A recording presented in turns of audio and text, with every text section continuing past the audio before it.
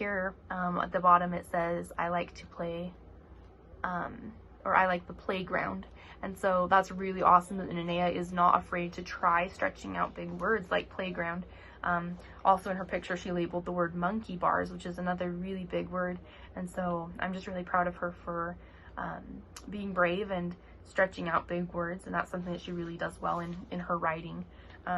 So in continuing to develop that and her confidence in spelling and in writing, I would definitely just encourage you to keep helping her to stretch and sound out big words and listen for all of the sounds that she can hear and to write those sounds, because that's going to help her to be a good reader, a good writer, and a good speller. So some things that I've noticed in working with Nenea that perhaps could use some improvement are that she could work on decoding.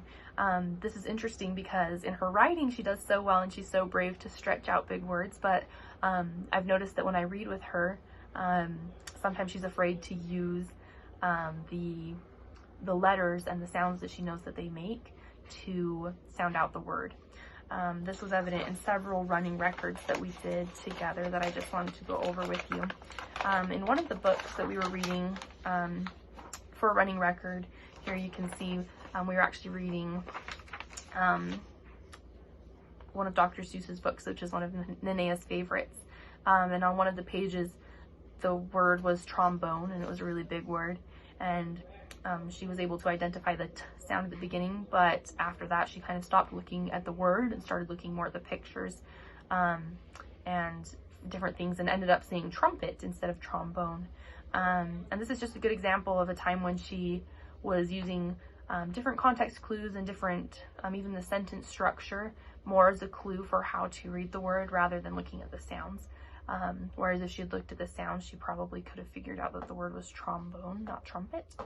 So that's just something that I want to be able to work on with Nenea, and that's something that I'm going to continue to work with her on here in the classroom. Some recommendations that I have for working on this with her at home would be to help her sound out words when she gets to something that she doesn't know when she's reading with you. Instead of just immediately giving her the word, or instead of waiting for her to ask for help, maybe try saying something like, let's look at this word together, like, what sound does this beginning letter say, or you know, then what? Or just help her to sound out the words and help her to recognize that each letter makes a sound and that that is what makes up the whole word. And so even if it's a big long word, good readers look at the sounds and are able to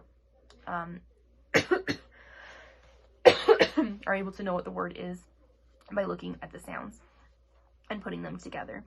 So that's just something we want to work on with Nenea. Another thing that I think we could improve on with Nenea is some of her reading comprehension skills. She's doing really well. When I ask her to retell a story to me that she's read, she does really well to include the important details, and she even follows the story structure.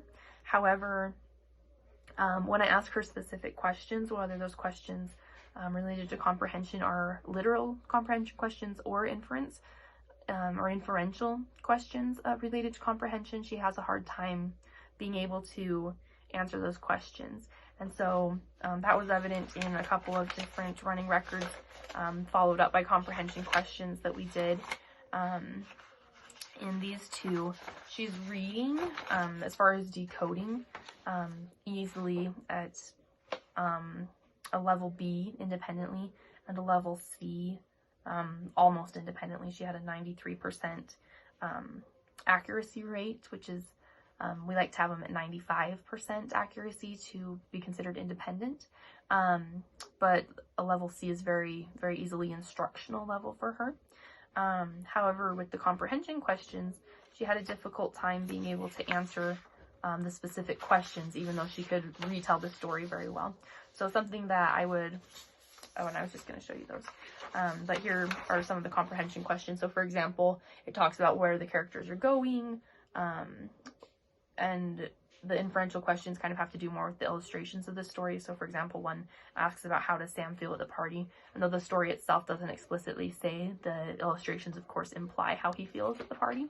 And so something that could really help Nenea to strengthen her comprehension skills would be to ask questions as she reads. So before she reads, ask questions during the time that she's reading, perhaps during smaller sections, ask questions about what she just read, just things to help her practice referring back to the text and answering questions about specific details in the text are really going to be able to increase her reading skills.